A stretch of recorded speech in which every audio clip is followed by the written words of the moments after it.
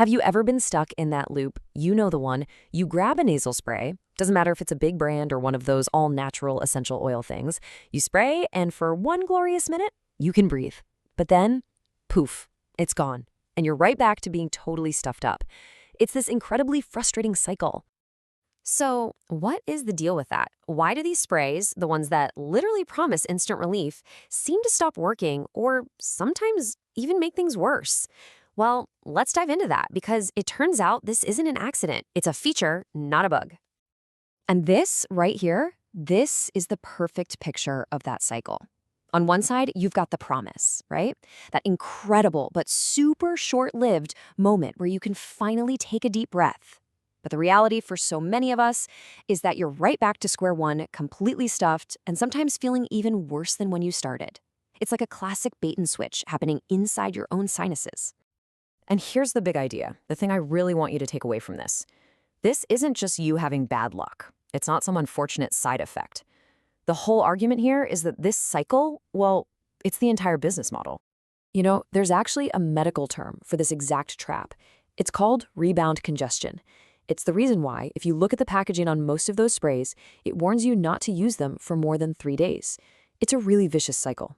The spray gives you that relief, but once it wears off, your body kind of freaks out and overcompensates, causing even more swelling. And what does that make you do? You guessed it, reach for the spray again. And just like that, you're locked in. Let's break down exactly how this trap works, step by step. First, you spray. The chemicals shrink the tissue in your nose and, that amazing instant relief. But that effect is only temporary. Once the medication wears off, your body goes into overdrive and that tissue swells right back up, often even bigger than before. So what do? Naturally, you reach for the spray again, and there it is, the cycle begins. Okay, so you might be thinking, fine, I'll just stay away from the chemical sprays. I'll use the natural organic ones with things like eucalyptus or peppermint. That seems like the smart, healthy alternative, doesn't it? Well, let's take a closer look at that. When you really compare them, you see they're like two sides of the very same coin. On one side, you have the medicated sprays that physically cause that rebound effect we talked about. But on the other, these so-called organic sprays, they often just trick your senses.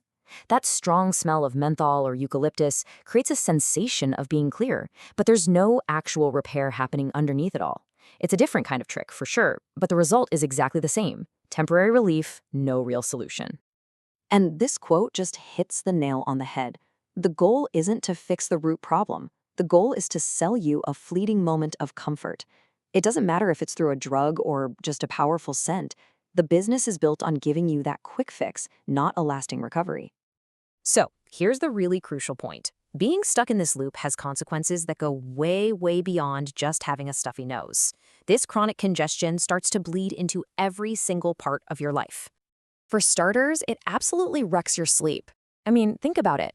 When you can't breathe properly through the night, you're just not getting that deep, restorative rest your body needs. You toss and turn, maybe you start snoring, and you wake up feeling like you barely slept at all. And of course, that exhaustion from getting terrible sleep, it follows you right into the next day. It leads straight to brain fog, making it incredibly difficult to concentrate on anything. That feeling of not being able to focus isn't just in your head. It's a direct physical consequence of not being able to breathe properly. And when you're tired and you're foggy, it's inevitable. It's going to take a huge toll on your mood and your emotional well-being. It's just flat out draining to feel unwell all the time.